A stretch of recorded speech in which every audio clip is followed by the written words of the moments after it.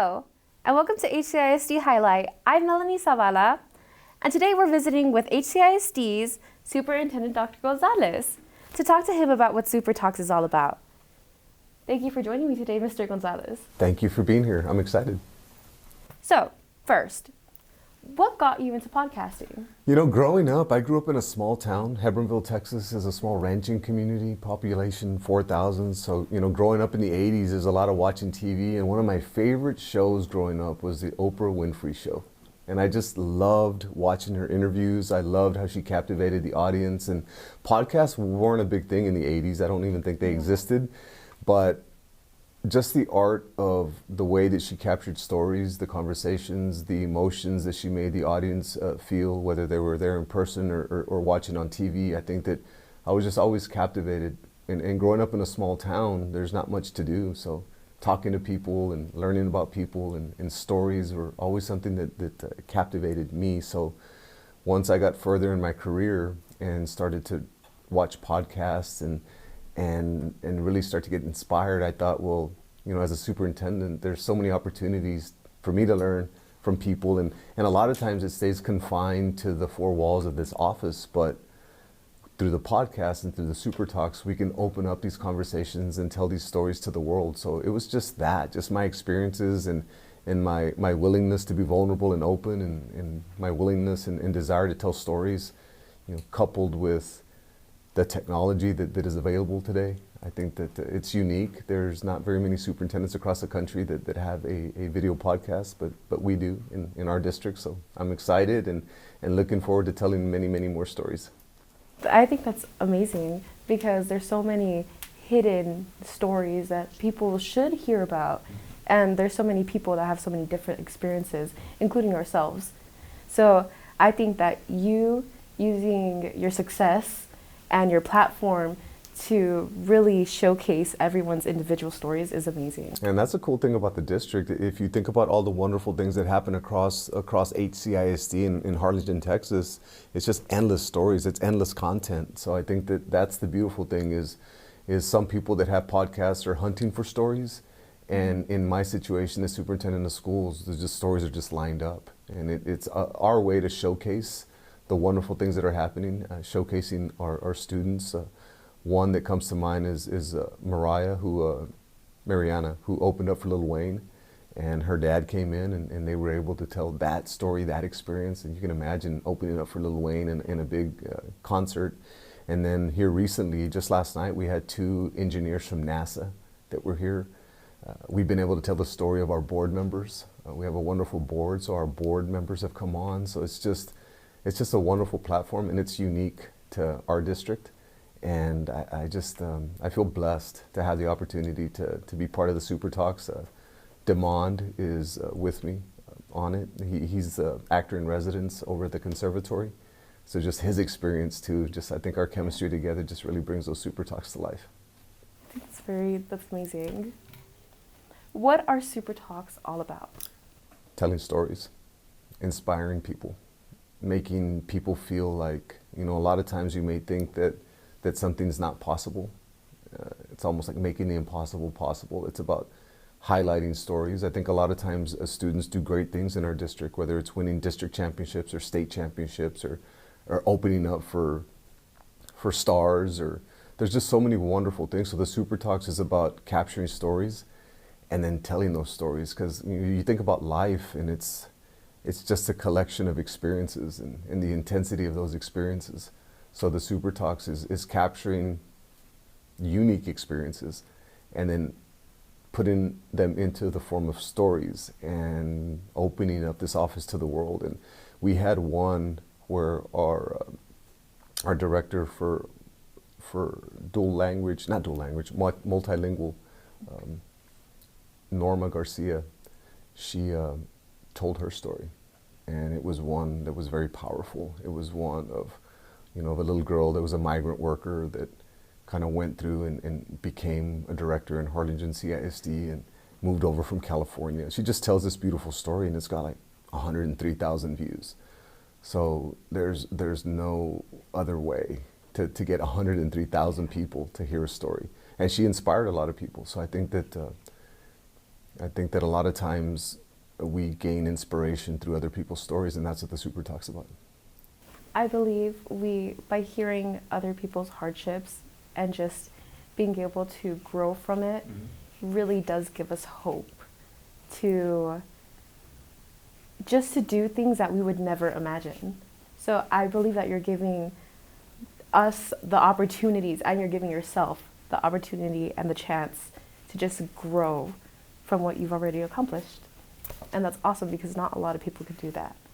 But hopefully with what you're doing, you could get so many others to do amazing things like you are.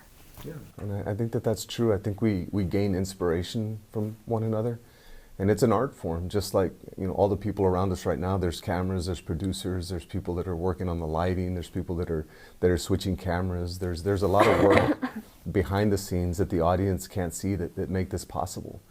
But you get all these people in a room capturing the essence of what we're talking about, and you know, maybe there's a kid out there, maybe there's an adult out there that'll be inspired to start their own podcast and start to collect stories and tell stories. Or maybe there's another school district across the country that's saying, well, let's learn from what's going on in Harlingen CISD. You know, maybe somebody in New York or Washington State, or maybe somebody in California, Miami. I mean, you just never know. Somebody captures an idea, and maybe it can be replicated, because I think that as a school district, we want to start trends, and we want to, first and foremost, understand that we can compete with anybody anywhere. And we want our students to know that, we want our staff to know that, we want our parents to know that. And I think the Super Talks is a way to prove that we can compete through showing all the wonderful things that are happening. Yeah, of course. Did you start at home? Have you always produced podcasts? How long have you been doing this? In my previous district, we did right around 70 episodes. So about 3 or 4 years in my previous district. So here, I've just been here 3 months, and we've done right around 10 episodes. But I'm 51 years old. I'm an 80s kid, and I was born in 1972, so grew up through the 70s to the 80s to the 90s. So it was just, I'm about looking at vehicles that will help the district get from where we are to where we need to be. So looking at the latest trends is podcasts, and not only a podcast, you know, podcasts you can listen to, but a video podcast where you can actually see the guests. I think that that's something special. So no, I didn't start at home. I just started through being a superintendent that was hungry and looking for creative ways to tell stories, because I understand the power of stories, and because I've been inspired through other people's stories. So I'm proud of the Super Talks. I'm proud of my co-host Demond. He's just a wonderful person, and he's really taken these podcasts, these video podcasts, to a whole different level. He and I have great chemistry. He's a colleague, but he's also a great friend. So I think that I always joke with him. I tell him he's the male Oprah. He's just he's got a way of just formulating questions. He's got a way of his energy is real calm. He's just a real interesting person. So I think that helps also when you have a partner like that, and then we make the guests feel comfortable, just like you're making me feel comfortable, and then we just have a conversation, and the world gets to hear it. That's amazing. Who is your target audience? Who do you hope is hearing your podcast? Is your podcast universal or targeted? Our targeted audience, I'd have to say, is, I mean, I'd like to think the first thing that came to mind is the world. I want the whole world to know about our district. But whenever you look at public education now, we're in a friendly competition. It's a competitive market. It's an open market. So our target audience is our community, the Rio Grande Valley, South Texas, anybody that's looking at making a choice on a school district that's innovative and creative. So I'd like to think that if somebody comes onto the Super Talks, a mom or a dad or a student, that they're able to get a glimpse into our school district, the heart of what we're all about, and maybe it'll inspire somebody to join our family, to join the HCISD family. So I'd have to say it's that competitive side of me is saying we're trying to inspire people to come our way, but I think if I think from a different perspective and bigger picture, it's just the world. I think we want to tell stories, and we want people across the world to benefit from the things that are going on here. Yes, I think by you sharing or giving other people the chance to share their stories, I think it's a great way of getting others to understand that they have so many opportunities and they could be a part of it, a part of our district. Because, I mean, education has evolved, especially with our technology, like you said.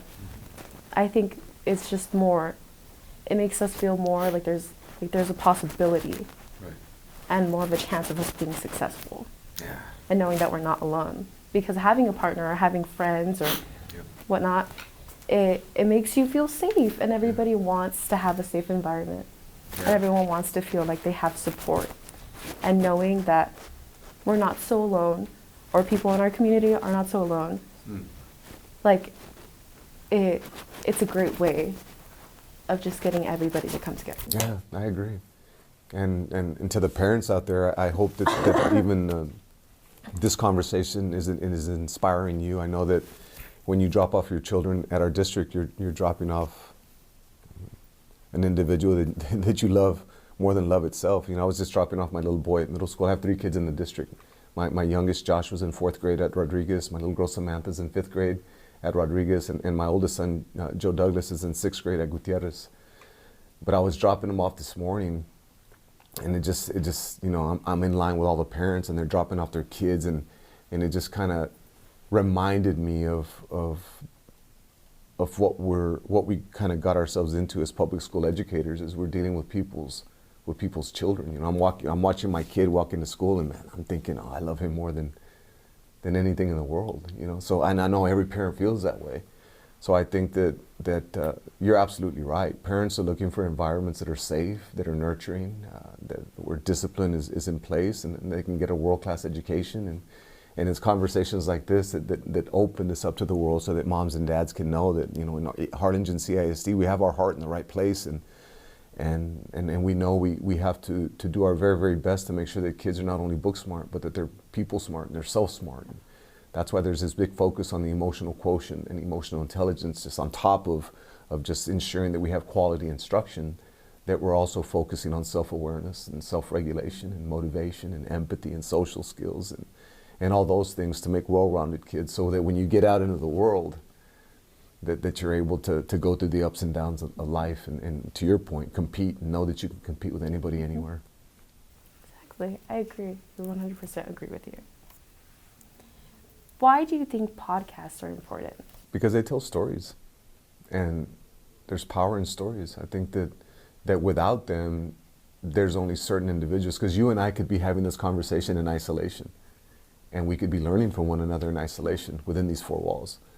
But what this is going to do is it's going to open up this conversation to the world. And I think that's what makes podcasts so important and so powerful. And there is this level of vulnerability, and I think that there's beauty in vulnerability, to be asked questions and be on camera so that people can see what's in your heart. So I think that the beauty of vulnerability is it's an attractive mechanism, because people out there know that we're willing to go out and take a risk and open up our conversation to the world, and I think that there's something to that. So that's what makes podcasts so powerful. So Dr. Gonzalez, what advice can you give someone wanting to start up a podcast production? The advice is just to not only think with your mind, but to think with your heart, and to try to find stories that inspire. I mean, the best podcast, you know, you might make somebody laugh, you might make somebody cry, you might make somebody, you know, feel inspired. But I think that it's trying to find the sweet spot on the whole emotional cycle of life. So, not being, you know, you can't hug the tree. Right? You got to go out on a limb. You got to take risks. You have to ask the tough questions. You have to be willing to be vulnerable. You have to be willing to make mistakes. And I think the best podcasts aren't perfect. There's some beauty in when things are just you know, life's messy. Exactly. So I think that sometimes it's okay not to edit this or edit that or make this perfect. I think there's beauty in imperfection. So not trying to be too perfect, trying to find stories that inspire, taking risks, and most of all, having fun. I remember I forgot from where, but I heard this one quote, and it said, if you're comfortable, you are not living. And once I heard that, it got me thinking. Yeah. And before, I used to be so shy and quiet. Mm-hmm. But there's so many people like you and myself that have so much to say. Like, we have so much to say, but it's in a good way. Yeah. And I feel like people should just really take the chance, because it's better to just go in there and say, whatever happens, happens. And like, it's better to just do it than stay guessing. Yeah. And say, oh, I should have talked to that person. They're so cool. Right. You know, I found that I would do that a lot, because I love making friends. I love going around and talking to people. So before, when I was very shy in my own little bubble, Mm-hmm. I would always say, like, sit there and say, man, I wish I would have made friends with that person. Yeah. Well, you're very good at it. I mean, I'm very comfortable. I know we just met this morning, but I'm very comfortable talking to you. So you do have a knack for it. I think that you're natural. Yes, So thank I would you. encourage you to continue on that path, and I think that, you know, in life you have to find something that you love to do, and, you know, maybe this is a path that you could make a living doing something like this. So I do want to encourage you to do that, and I see all your classmates around us right now with the cameras and all the different shots, and our producer, and even your wonderful teacher in the background. You know, there's a lot of people around us that are helping us tell this story, but I think that there's a lot of opportunity in this arena. So I would encourage people to kind of look into it, and I would encourage students to get outside their comfort zone and take some risks. I agree with you. So, tell us what you do to maintain a healthy work-life balance. Well, I have my beautiful wife, Sharu, is a teacher in the district. My little boy, Joe Douglas, as I mentioned, is a 6th grader. Joshua's a 5th grader, and Sammy's a 5th grader, and Joshua's a 4th grader. I spend a lot of time with them. I think that, you know, being a dad is just awesome. So we spend a lot of time at the beach. We fish a lot. Spend a lot of time with them. You know, whether it's, you know, we set up a basketball hoop, shooting hoops, and I think my favorite time is with my family, with my wife, and I'm blessed. I still have my mom and dad. I have brothers and a sister, so I'm a big family guy.